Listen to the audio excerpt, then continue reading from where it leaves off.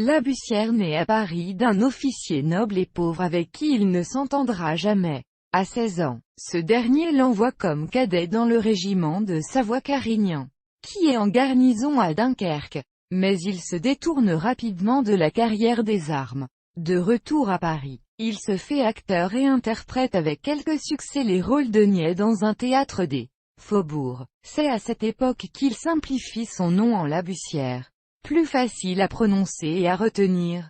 En 1789, devant l'Assemblée réunie dans l'église Saint-Jacques-Hôpital, présidée par le vieux Charrier, ancien procureur au Châtelet, M. de Labussière a soutenu une motion extravagante, selon laquelle il fallait envoyer une députation à Versailles auprès du roi pour qu'il fît entrer dans Paris 12 000 hommes de troupe afin d'y rétablir l'ordre.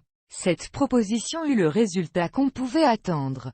Charles-Hippolyte Labussière fut immédiatement pendu à la lanterne par les assistants furieux, délivrés par des gardes françaises. Il fut remis par eux plus mort que vif entre les mains de F.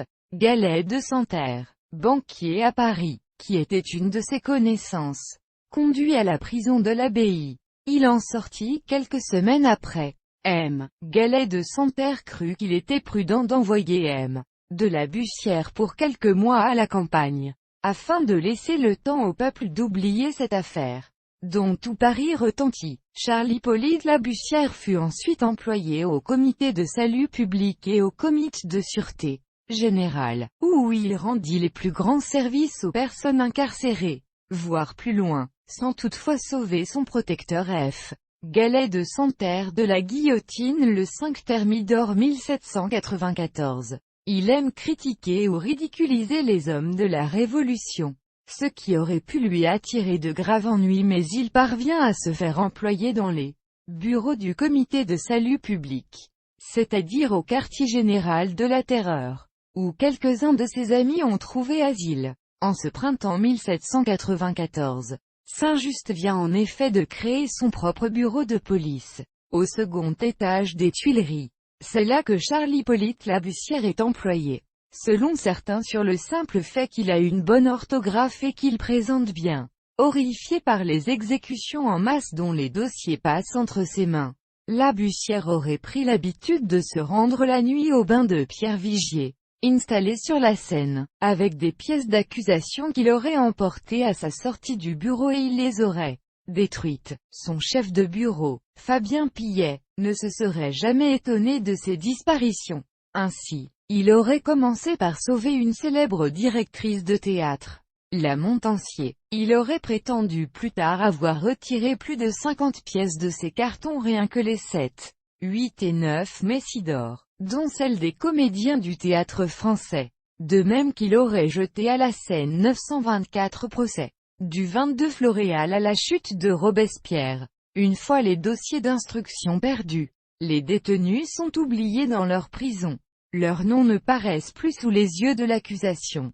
On aurait même eu du mal à les trouver parmi les milliers de gens incarcérés. Il aurait ainsi sauvé, entre autres, la marquise de Villette, la célèbre « Belle et Bonne » de Voltaire, Madame de Buffon, nièce du naturaliste, le comte de Talleyrand-Périgord, oncle du diplomate, Volney, précurseur de l'anthropologie, de Lesser, fameux banquier suisse, Madame de Vassy, qui écrivit ses mémoires de prison, Florian, écrivain emblématique de son époque, le vicomte de Saugur, auteur dramatique qui lui avait marqué de l'attention, Madame de Lafayette, épouse du général, le prince de Monaco, Delphine de Sabran, veuve du général de Custine, soit en tout 1153 personnes. Après Thermidor, il s'engage auprès de Louis Legendre et s'occupe de faire libérer les innocents dont les prisons de Paris sont pleines. Il fait un court séjour en prison lors de la tentative de coup d'État du 13 Vendémiaire. Puis on l'oublie. Sous le consulat, malade et sans emploi, il tombe dans la misère. Averti de son malheur, les comédiens français organisent une soirée à son bénéfice. Les acteurs qui l'a sauvé choisissent une pièce aux nombreux personnages, afin que chacun d'eux puisse y tenir un rôle. La représentation a lieu le 5 avril 1803 au théâtre de la Porte Saint-Martin, à l'initiative du comédien d'Azincourt. On donne le Hamlet de Ducier et Augustin et Théodore, ou les 2 pages de DZ. Les principaux acteurs sont Talma, d'Azincourt, Fleury, MLL Raucourt et Contat. Le premier consul y assiste, ainsi que Joséphine de Beauharnais, que Charles-Hippolyte Labussière aurait sauvé. Incapable d'économie, Labussière dilapide rapidement le produit de cette soirée. Victime d'une violente attaque de paralysie, il est bientôt si diminué qu'on l'enferme dans une maison de fous, où il meurt peu après. Entièrement oublié, Charles-Hippolyte Labussière s'est raconté en 1803, dans des mémoires rédigés par un M. Liénard. Étienne et Martinville ont eux aussi relaté les faits dans leur histoire du théâtre français. Ce récit est corroboré par le chef de service de Charles-Hippolyte Labussière, Fabien Pillet, qui rédige une notice dans le dictionnaire biographique de Michaud. Francis Perrin lui a consacré un roman intitulé « L'enfant terrible de la Révolution ». L'ouvrage rédigé par M. Liénard relate l'implication de M. de Labussière, à la suite de la journée du 10 août, dans la libération du prince de Saint-Maurice conduite par Philippe Nicolas Marie de Paris, ancien garde du roi, et futur meurtrier, le 20 janvier 1793, du régicide Pelletier de Saint-Fargeau. Le prince de Saint-Maurice, pour échapper au massacre, avait été caché dans les caves des Tuileries et pu en sortir dans cette opération commando. Portail du théâtre, portail de la Révolution française, portail du Premier Empire.